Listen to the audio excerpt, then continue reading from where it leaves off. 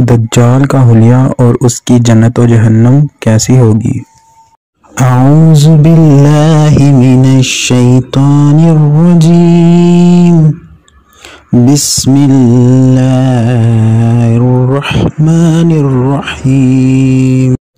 Video پر جانے سے پہلے ہمارے چینل کو سبسکرائب کریں اور بیل آئیکن پر کلک کریں تاکہ ہماری آنے والی ہر نئی ویڈیو آپ تک پہنچتی رہے۔ شکریہ۔ خدائی کا دعوے دار دجال کی آنکھوں کے درمیان کافر لکھا ہوگا اور وہ خدائی کا دعویٰ کر رہا ہوگا۔ ایسا نہ ہوگا کہ وہ لفظ لوگوں کی نگاہوں سے اوجھل ہوگا، بلکہ پڑھے لکھے لوگ تو رہے ایک طرف، ان پڑھ لوگ بھی اسے پڑھ سکیں گے، اور اللہ تعالیٰ ہر چیز پر قادر ہے۔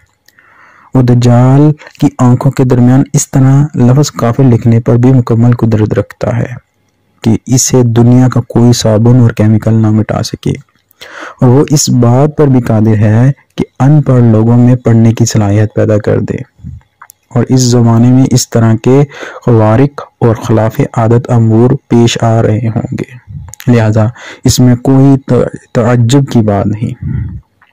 البتہ یہاں دو باتوں کی وضاحت ضروری ہے۔ ایک تو یہ کہ بعض روایت میں دجال کی دونوں آنکھوں کے درمیان لفظ کافر حروف ترجیح کے ساتھ الگ الگ کر کے لکھنے کا تذکرہ ملتا ہے، یعنی یہ لفظ اس طرح کافر لکھا ہوگا، اور بعض روایت میں حروف ترجیح کے ساتھ لکھا ہونے کی تصدیق نہیں ہے، اس لیے اس نقارہ کی رائے میں حروف ترجیح والی روایت رائج ہے۔ تاہم معنی دونوں صورتوں میں ایک ہی ہوگا۔ دوسری بات یہ کہ کیا یہ لفظ حقیقت میں اس کی آنکھوں کے درمیان لکھا ہوگا یا حدیث میں اس کا مجازی معنی مراد ہے؟ اس سلسلے میں بھی علماء کی دو رائے ہیں۔ بعض علماء اس کا مجازی معنی مراد لیتے ہیں۔ ان کا یہ کہنا ہے کہ دجال کے چہرے پر ایسی علامات ہوں گی جن سے اس کا حادث ہونا ثابت ہوگا۔ ان علامات کو لفظ کافر سے ذکر فرما دیا گیا ہے، لیکن اکثر علماء کی رائے یہ ہے کہ یہ کتابت اپنے حقیقی معنی میں ہی ہے، اور حقیقی طور پر اس کی آنکھوں کے درمیان لفظ کافر لکھا ہوگا، اور یہ اللہ تعالیٰ کی قدرت سے کچھ بعید نہیں ہے کہ اس کے کفر اور اس کے جھوٹ کی علامت اس کے چہرے پر ہی نمایاں ہوگی، تاکہ ہر آدمی اسے شناخت کر سکے، اس کے جھوٹا اور کافر ہونے کا یقین کر سکے، اور اس کے فتنے سے اپنے آپ کو بچائے۔ تیسری قابل وضاحت بات دجال کی جنت اور جہنم سے متعلق ہے۔ اللہ تعالیٰ جب کسی کو ڈیل دیتا ہے تو اس کی رسی خوب دراز کر دیتا ہے، اور جب اسے سزا دینے کا ارادہ کرتا ہے تو اس کی رسی کھینچ لیتا ہے۔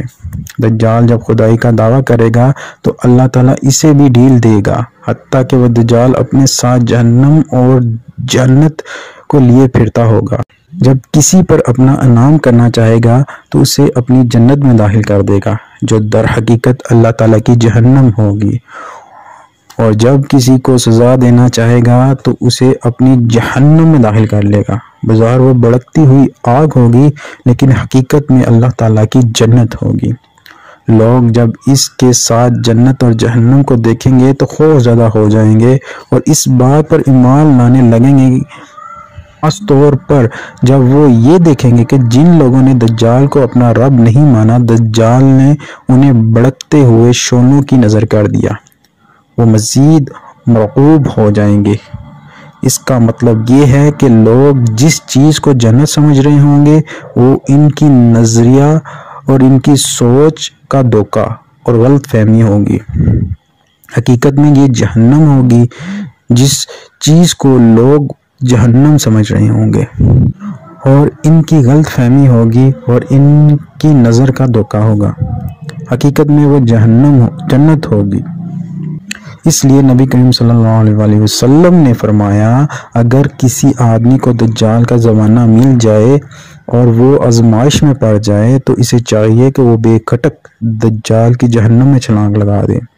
وہ آگ اس کے لیے اس طرح ٹھنڈی اور سلامتی والی بن جائے گی جیسے حضرت ابراہیم علیہ السلام کے لیے بن گئی تھی، اور اس سے کچھ نقصان نہ ہوگا۔ لیکن اگر وہ اس کی جنت میں کود گیا تو سمجھ لینا چاہیے کہ اس نے بہت گھاٹے کا سودا کیا اور وہ خسارے میں پڑ گیا۔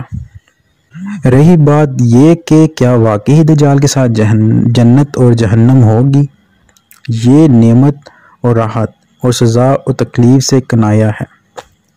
اس سلسلے میں محدثین کی دو رائیں اختیار کی ہیں۔ جن محدثین نے پہلی رائے کو ترجیح دی ہے، ان کا کہنا ہے کہ اللہ تعالیٰ اپنی قدرت سے دجال کو جس جنت اور جہنم پر حکم چلانے کا موقع عطا فرمائے گا، اس کی ظاہری اور بیرونی حالت تو دجال کی خواہش کے مطابق ہی رہے گی، لیکن اندرونی اور حقیقی کیفیت اس کے برعکس ہوگی۔ اس لیے نبی کریم صلی اللہ علیہ وسلم کے فرمان کا مفہوم یہ ہے کہ اس موقع پر انسان اپنی آنکھوں پر اعتماد نہ کرے، بلکہ نبی کریم صلی اللہ علیہ وآلہ وسلم پر اعتماد کرے، اپنی بصارت کو ایک طرف رکھ کر اور ایمانی بصارت سے کام لے۔ اور بعض محدثین نے دوسری رائے کو ترجیح دی ہے۔ ان کا یہ کہنا ہے کہ جو لوگ دجال کو رب مان کر اس پر ایمان لے آئیں گے، دجال ان پر اپنے انعام و کرام کی بارش برسا دے گا، یوں ان کو دنیا میں جنت بن جائے گی، تاہم آخرت میں اس عیاشی کا انجام جہنم کے سوا کچھ نہ ہوگا۔ اور جو لوگ دجال کو اپنا رب ماننے سے انکار کر دیں گے، دجال انہیں اس طرح کی تکلیف میں مبتلا کر دے گا جس کی وجہ سے یہ دنیا ان کے لیے جہنم بن جائے گی، لیکن دنیا کی ان تکالیفوں کا انجام آخرت میں جنت کے سوا کچھ نہیں ہوگا۔